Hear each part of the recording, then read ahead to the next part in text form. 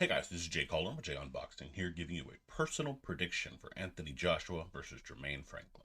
And as always, this is just my take. Of course, your predictions can be left down in the comments section below. Would love to hear them all, and it pertains to this fight, especially the method would be pretty interesting, so you can go ahead and drop that down in the comments section below. A little bit of fight info here. We have Anthony Joshua taking on Jermaine Franklin. This will be taking place at the O2 Arena in London, England, airing live on DAZN in the heavyweight division. So this fight's, something of a mixed bag, kind of interesting in its own ways, but for the most part, kind of a peculiar one. You have a very obvious heavy favorite in Anthony Joshua. Of course, we'll get into the odds a little bit later. And you have the most underdog of underdogs you can find in Franklin. On the surface, it's not a particularly interesting fight because I think most people think Joshua's going to win this one. That's pretty obvious. However, this fight becomes particularly interesting if Joshua struggles, if Joshua has some moments of doubt, if Joshua gets hurt, gets rocked, dropped, and especially if he loses. So you have an interesting dynamic potentially there, or just a stay busy fight for Joshua like many expect. Having said that, does Joshua stay busy and get going and kind of rebuilding his career after the back-to-back losses to Alexander Usyk, or will Franklin completely shock the world and pull off this sizable upset? Let's break this one down. Starting with Joshua. For Joshua to win, I think you want to keep it simple. Now, in my opinion, this is good for a couple of reasons. To start, you don't need to reinvent the wheel here. You have a pretty successful game plan against most heavyweights. For the most part, in your career, you really only ever completely struggled against the aforementioned Usyk. Against others, you've pretty much done pretty well. So what you need to do is just make sure you're keeping it simple, get a good win under your belt, and move on. Also, with a new trainer, you're just not looking to, again, try and adjust too much in this particular fight. It doesn't serve you. What you want to do is kind of go back to those basics, try to implement some of the new wrinkles that are ultimately going to be added to your game, but you're not trying to completely switch up your style. It's a bit too late in the game for you to do that. To be honest, Franklin isn't an ultra dynamic fighter. Anyway, he's a decent, quality, technically sound opponent. You just have to beat him with your strength, your reach, and your decent fundamentals as well. And if you can get those going over the long run in this fight, you should have some success. And in keeping with the simplicity here, I would also say set up the right hand. Again, pretty obvious. You have a solid right hand. It's a shot that you can get there pretty quickly, one of your better weapons. Naturally, you're going to want to have it on display on the night. This can be done a few ways. Okay? You can do it by jabbing, of course. It can also be done by feinting or even jab stepping at times, just trying to elicit a response from him and then throwing it down the middle there, blinding him with the jab when necessary. The jab will also keep him at bay and kind of allow for him to not really have that reach, but you can catch him reaching or coming in, and then again, of course, you're setting up that right hand to be successful that way.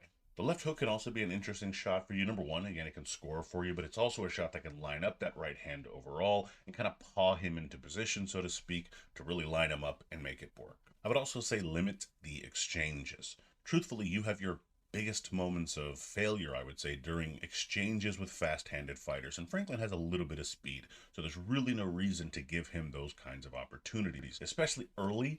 You just want to limit those possibilities. You also have more power, at least it would seem on paper, and you have more reach. So take advantage of that. Use that from the outside. Let yourself kind of snap those punches out there and ultimately punch through the target. But don't do it so close that he's given chances to throw as well, because again, you're making it much more of a 50-50 fight by doing so.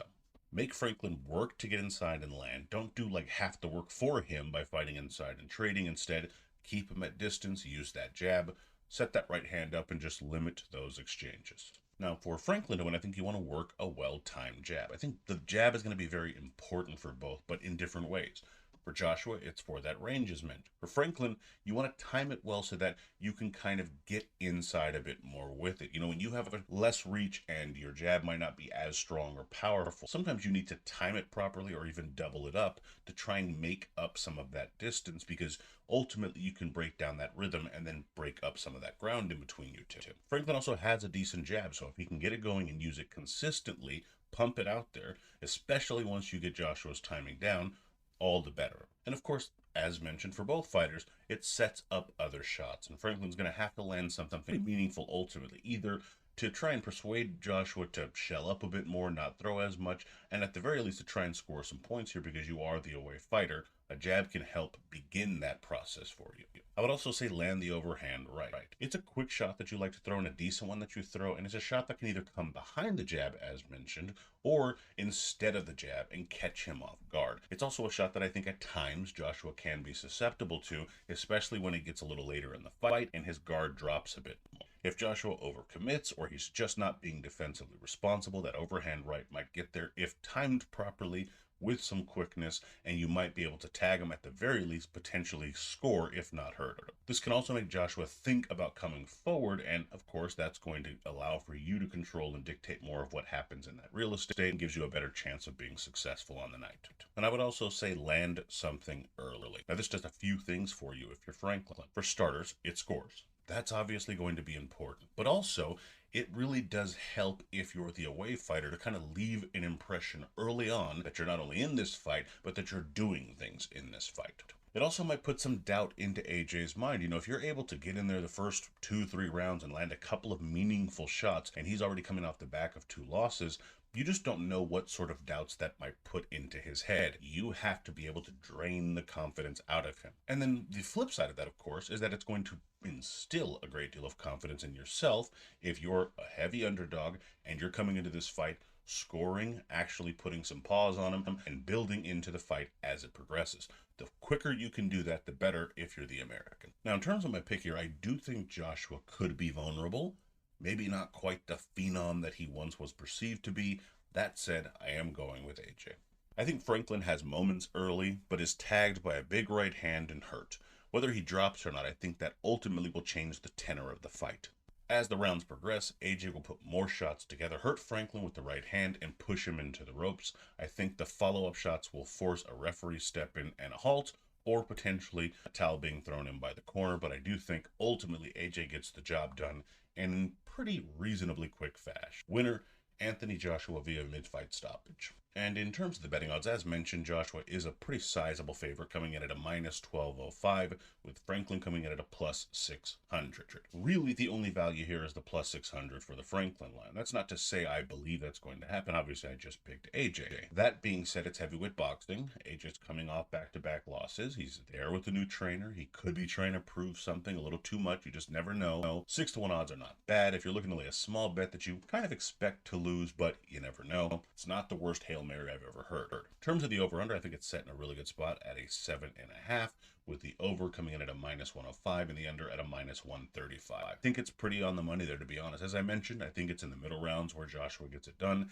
This is basically in agreement with me. That said, if I absolutely had to pick, I might go with the over, just because I think I could be off by a round here or there, and maybe Franklin has a little bit more, and it takes Joshua a bit longer to get comfortable under the new trainer and so on and so forth. So if I had to pick, I would pick the over. Again, a small to medium bet there, but in any event, those are your odds.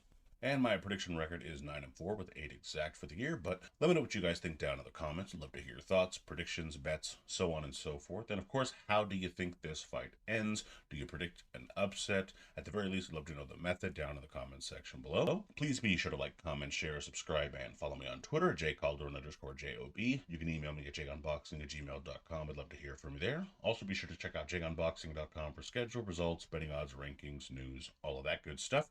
And as always, until next time.